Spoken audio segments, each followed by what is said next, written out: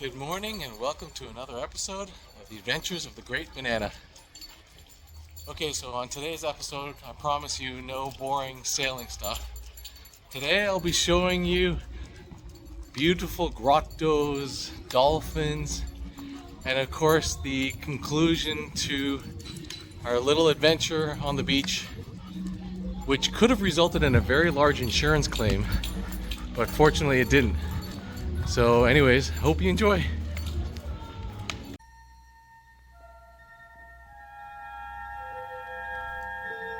Retirement, the final chapter. These are the adventures of the Great Banana. Its one-year mission: to explore strange new foods, to seek out new pastas, and new ways to screw things up.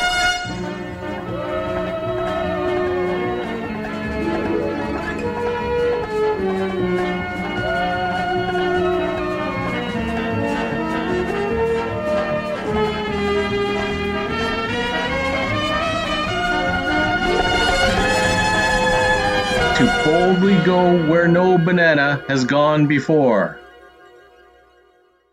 In the last episode, we covered our 300 nautical mile journey from Marina di Ragusa to Cagliari, which took 4 nights. Overall, the trip went smoothly, but we were pressed for time since we needed to beat that mistral that was blowing in soon. So we're finally here, Cagliari, Sardinia. New port, new adventure. So coming into the port, it was a little bit of a mess, miscommunication, I guess, between the Marineros and us docking, but we got it all sorted out, and we're pretty secure. Supposedly there are some pretty high winds coming tomorrow, the mistral, that'll last for a few days, and we'll probably do some stuff around the boat tomorrow, maybe go visit the city. And then hopefully we're going to get to some really nice anchorages just in the next day or so. So, see you soon. As customary, whenever we visit a new city, we head straight to the main piazza and cathedral. Cagliari has a lot of history, and Sardinia has been inhabited by the Phoenicians, the Romans, the Byzantines, the Pisans, the Aragonese, the Spanish, French, and Italian. The capital city is a nice mix of new and old, and it has a ton of great restaurants.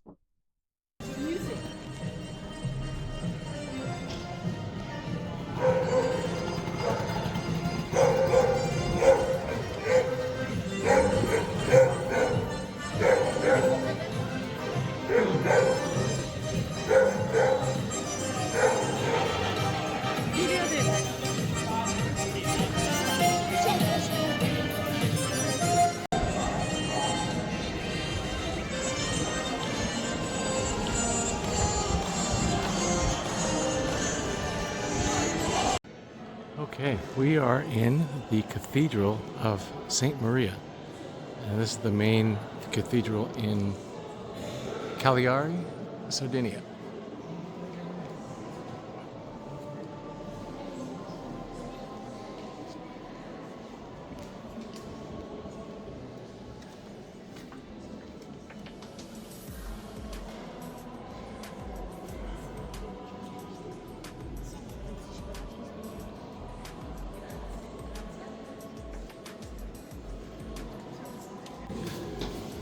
Oh, see, dank, scary,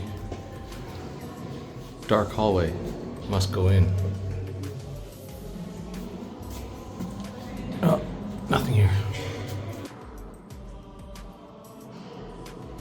Okay, something tells me to stay clear of this one. So I'm just reading about this Cathedral of St Maria, and it was built back in the 13th century by the Pisans. And originally it was in Baroque style, and then it was later, I guess, refurbished by an architect in the 1700s, and it was changed to this more Gothic Catalan style. But yeah, really nice.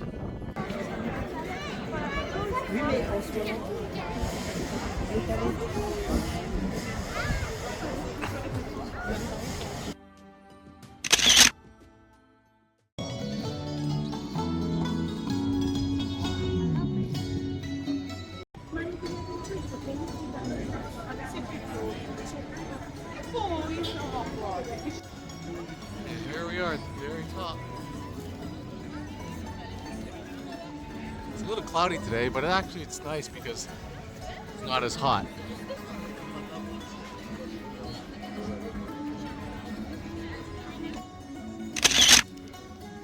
Very cool. This is the first portcullis that we've seen. An iron one, actually.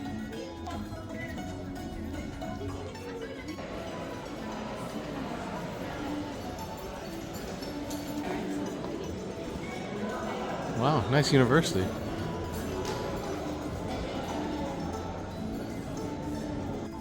So this is Sardinia on a Tuesday morning in the off season. It's pretty busy, lots of big shops, a nice mix of old and new, and tons of restaurants. I mean, because it's the capital of Sardinia, it's got food from everywhere. Indian food, we're looking forward to having some Indian food tonight. We had some really bad Chinese food last night, but you know what, beggars can't be choosers. So about a half an hour walk from our boat is this really cool market. It actually reminds me of like the St. Lawrence market, where there's meat vendors. It's supposed to be a fish market, but we don't see any fish. Fresh veggies, lots of baked goods. And yeah, it's pretty big. That's nice. This gentleman, we asked him for bones for a dog, and he actually went in the fridge and he's cutting a bone for Misty, so extra special. Look at that. Oh, wow. Wow, check this out.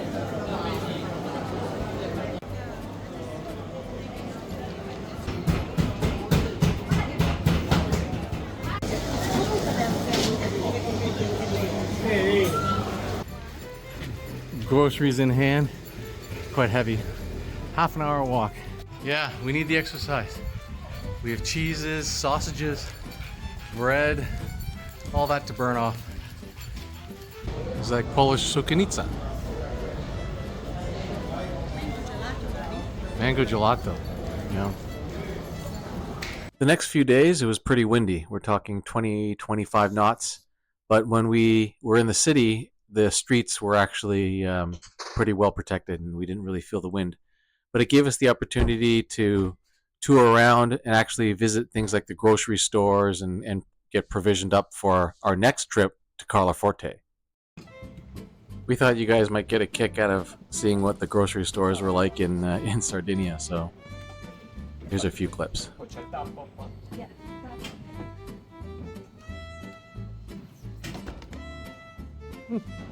That's it. Look at it.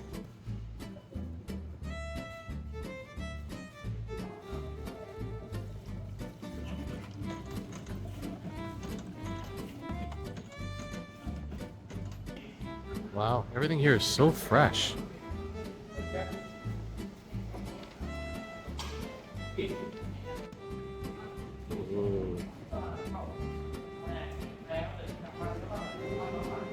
Okay, enough of that. Back to the boat, because we have a very big surprise. Just sit right back and you hear a tale of a fateful trip that started at this tropic port aboard this tiny ship. Her first mate was a sailor man, the skipper brave and sure. 5 passengers set sail this day on a 3-day tour. The weather started getting rough, the tiny ship was tossed. If not for the courage of the fearless crew, the Elysium would be lost. I'm bushed. What a long day that was. So what should have been a 6-hour relaxing trip, according to Windy, it's supposed to be like 3 to 10 knots, motor most of the way. If we're lucky, we'll get to sail. Well, we ended up being in 26 knot winds, and our first stop was supposed to be this quaint little beach close to this army base. And we thought, you know what, what's the big deal? You know, how bad can it be? People were saying that they visited the beach before and it was okay. In the summertime, it's open. So we get there and the waves and the wind was getting really rough and we just wanted to get some shelter. Well, we get hailed on the radio, and I've never been hailed on the radio before. This guy comes up and says, Elysium, Elysium. So, of course, we get our Captain Moro, who speaks Italian. He's Italian. He answers it. and they basically tell us that we have to leave the area and head on a certain direction until we get 3 miles away. Not great. We entered some military zone. Then they told us to get out of here. There's a helicopter that is watching us. And the boat just passed by to make sure that we out of the military zone. And that direction was slightly backwards from where we came from, in high winds and high waves. We're talking about 1 meter swell on the side, and there was boat traffic. There was a big cruise boat coming towards us. Anyways, what ended up being like supposed to be a nice 6-hour boat ride ended up being like a 9-hour boat ride from hell. We were supposed to go into this nice little beach and have a barbecue and anything like this. We ended up getting to our spot, like I said, 3 hours late, exhausted. Anyways, so as you can tell, I'm pretty tired. Things sometimes go as unplanned. Weather was rougher than usual. Tomorrow, we're hoping to at least get the dog onto some land, take her for a walk, and then hopefully see some grottos and on our way up to Carlo Forte, and then head back a couple days later. Anyways, I will keep you up. Talk soon. Actually, now that I think about it, alarm. Anyway, so before I was so rudely interrupted by that alarm, and also the Coast Guard yelling at somebody else for being too close to the base while they were doing some sort of nighttime drill. Anyways, I did want to say that there was one cool thing that happened today. We saw our first dolphin. Actually, was it 2 dolphins? 2 dolphins. 2 dolphins, and they were really big. Like, I'm surprised at how big this dolphin was.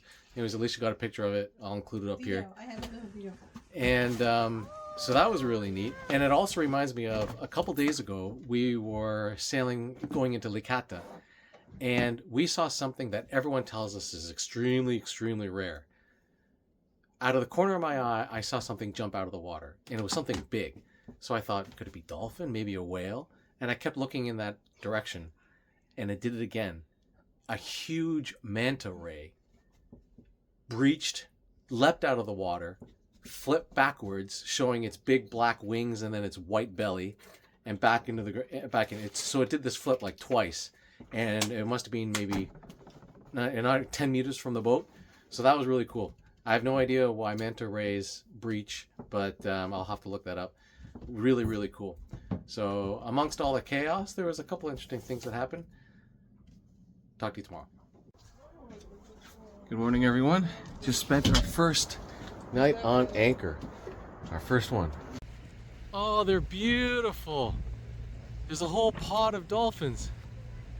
Oh, wow. That's so cool. Wow, that's a big one. Oh my gosh! Look at them! Look at hi, pretty boys! Hello! Okay, welcome to Carlo Forte. It was a relatively easy ride from our last anchorage in Portofino, I think it was.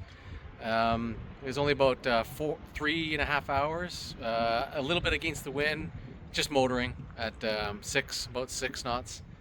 And we just got here. We're on the town quay, and I have to say, I actually docked this not too bad with with about 8 knots or 9 knots of wind width. So anyways, that was it went pretty smoothly, and now we're just gonna head into town, grab a cup of coffee, and see what's there. Carlo Forte's main square isn't really much of a main square, but it's always located by the town church. So let's check it out.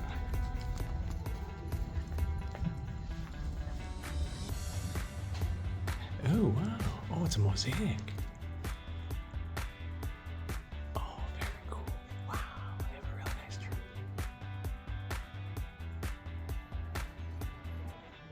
Small, but really well done. Okay, we're here in getting gelato in Carlo Forte, and okay, in celebration of the coconut, who's also paying for this. Can I get Cone? No, cone? Had the cherry. It's delicious. The coconut? And lemon pie, please. Close enough to a banana. Banana and coconut.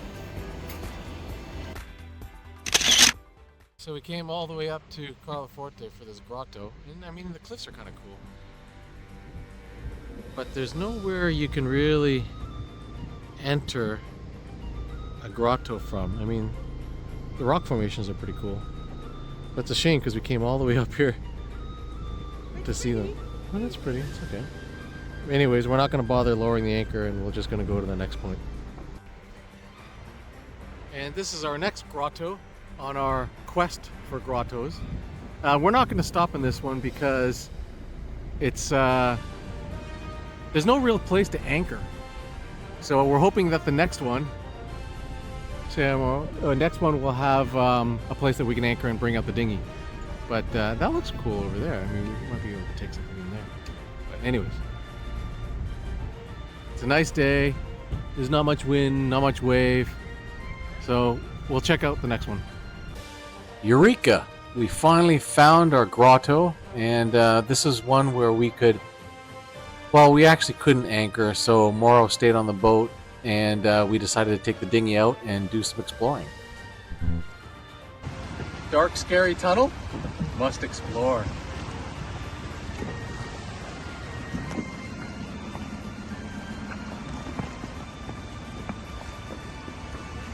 No, it doesn't go through, does it? Doesn't go through, yeah. But it's nice. Look at the water. Yeah. It's hot. Very beautiful.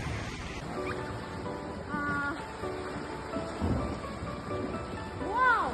Look how long this one is, Michelle. I can see it. Oh, that's a grotto, guys. Wow.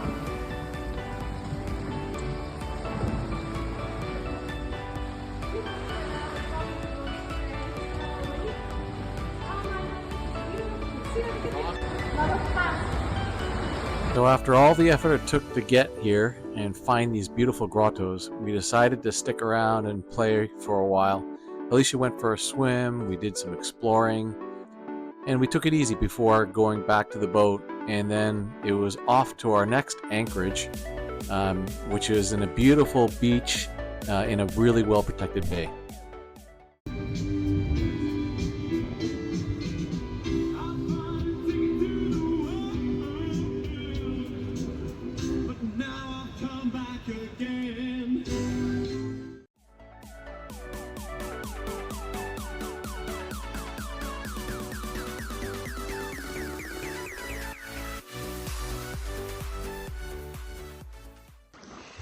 So we anchored tonight in the bay on that beautiful beach. So look how clean is the water. It's unbelievable. I can see fishes, small fishes all around me. But it's just so pretty, and the sand is so white and soft. There's quite a lot of people. And Misty, of course, is swimming. She's in heaven. But that looks like heaven. Yeah, I guess it doesn't get better than that. And here's our boat. And Patty's picking up wine with Sina. Well, good morning. It's the morning of after spending the third night on anchor, and we found this beautiful bay. The anchor was really good. We have like 40 meters of chain out and 6 meters of water. Not even 6, 5 meters of water. And it held well. There was no wind, so it was really comfortable. And we're gonna do some swimming here, hang around till about noon, lunch, and head back at around 2 o'clock before the winds pick up, and we should be in Cagliari by around 4. So talk to you then. Look what we're having for breakfast. Pancakes with maple syrup. No, but look at the view we have. I know. Beautiful view. That's our... Fishes love delicious pancakes.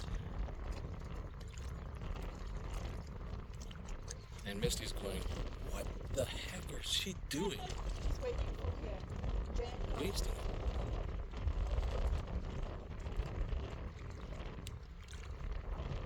So after a nice breakfast, we decided to head to the beach and enjoy a few hours before we had to leave the anchorage. But this is where things started to go a little wrong. Take a look at these pictures and the position of the boat.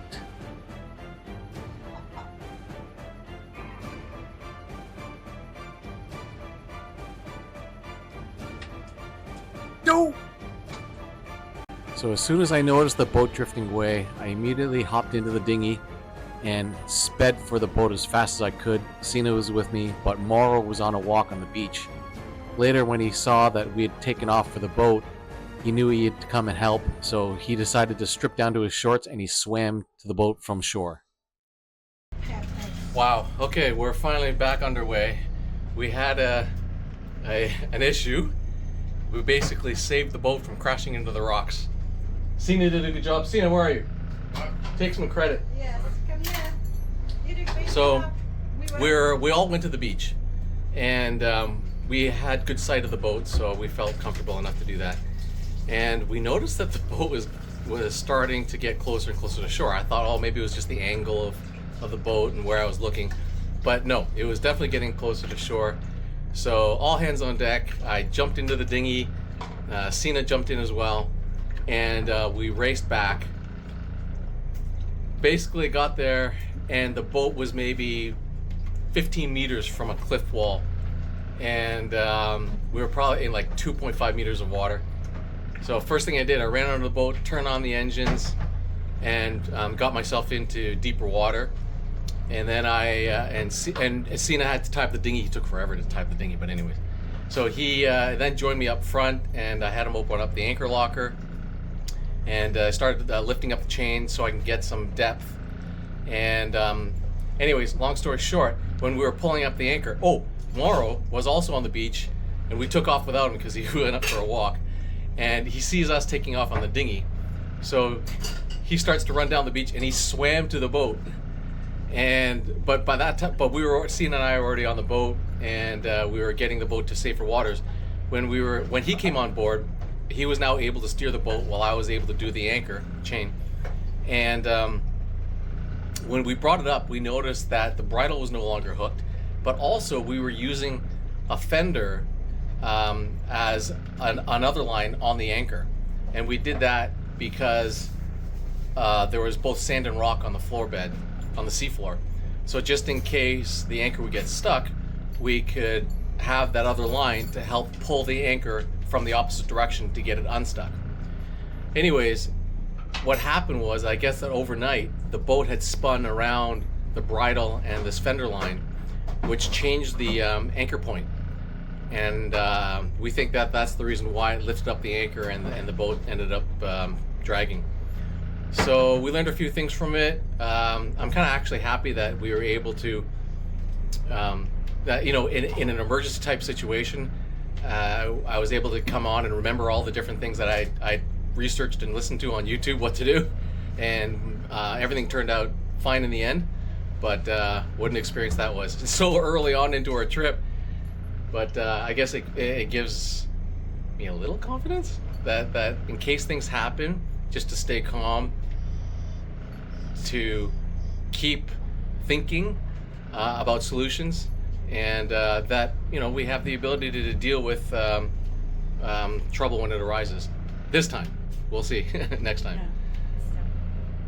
See. So the rest of the trip back to Cagliari was pretty uneventful. There wasn't any wind, so we motored back, and we said our goodbyes to Sina. Okay, the young adventurous coconut is now off to Florence. See you, Sina. You've now turned into a sailor. We hope you haven't completely turned him off of sailing and left him scarred for life, but I think and I hope he had a good time. Anyways, I know this has been a long episode, so thanks for watching until the end, and we hope to see you next time on another adventure of the Great Banana. See, they're after me again. They sent out another helicopter.